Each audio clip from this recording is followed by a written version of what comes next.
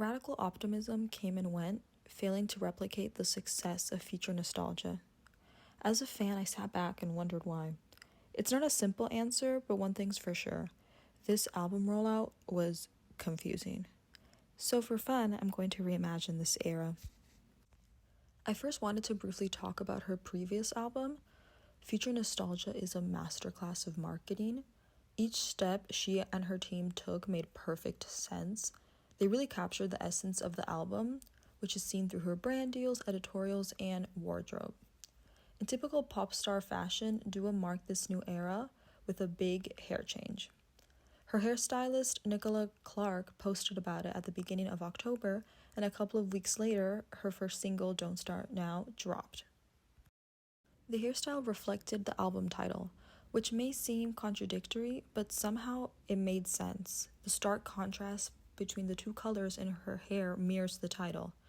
The top of Dua's hair was blonde, while the lower half was her natural hair color, symbolizing a divide. I might be reading too much into this, but who knows? To introduce her new era, she followed the same formula and dyed her hair red.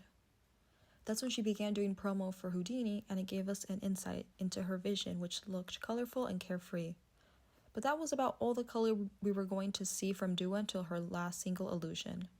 That music video was how I thought her whole aesthetic would be like for Radical Optimism. But most of it was a lot darker and very grunge, which, don't get me wrong, I love that vibe, but it just didn't make sense with what she was doing at the beginning of the era.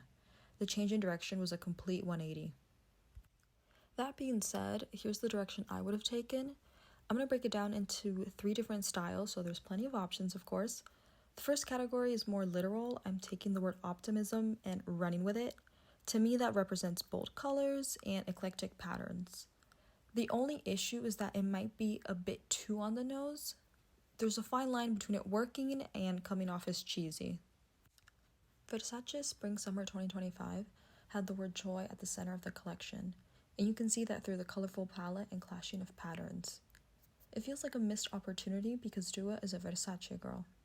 Their designs are lively and fun, and I feel like that fits in with the message of radical optimism. I'm sure she has access to the Versace archives, so that's another big plus. The second style I would describe as a glam mermaid / beach goddess, which is very trendy right now, I feel like. This one is also pretty straightforward, especially since the album cover is set in the ocean. My reasoning behind this is that Dua is the vacation queen, and in her photo dumps, she always seems to be at the beach in stunning outfits. So this idea feels very true to her. For me, the Aquamarine music video perfectly captures this kind of energy, so shout out to Addison Rae. Lastly, I chose Jane Birkin as inspiration. She was effortless, chic, and cool.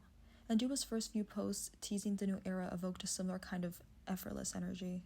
I really wish she had stayed in that direction because it felt intriguing, especially considering Future Nostalgia was the complete opposite. When I saw Dua's What's in My Bag video for Vogue, I immediately thought, yes, Jane Birkin is on the mood board. And I mean, I feel like she's been on everyone's mood board this year, so I completely get it. Out of all of the ideas, this one is my favorite. I think it makes a lot of sense for her. Honestly, I'm not sure what went wrong because, as I said, the beginning of her promo was completely different from her live performances, music videos, etc. All of them, she's wearing black, basically, it feels like. And it just does not make sense. I genuinely believe that if she had stuck with the initial aesthetic, it would have created more buzz and gotten people's attention. The album was released in May, just as everyone was getting excited for summer, so the timing was perfect. She could have played into that idea more, but I don't know, I'm excited to see what she'll do on her upcoming tour. I feel like she's probably gonna stick to like this very neutral black, leather, silver aesthetic she has going on.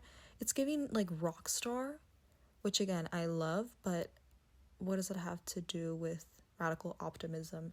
Like, what does that have to do with the album cover and the world she's trying to create? It's just, there's a huge disconnect, and honestly, I don't get it. Let me know what you think. This is my first video.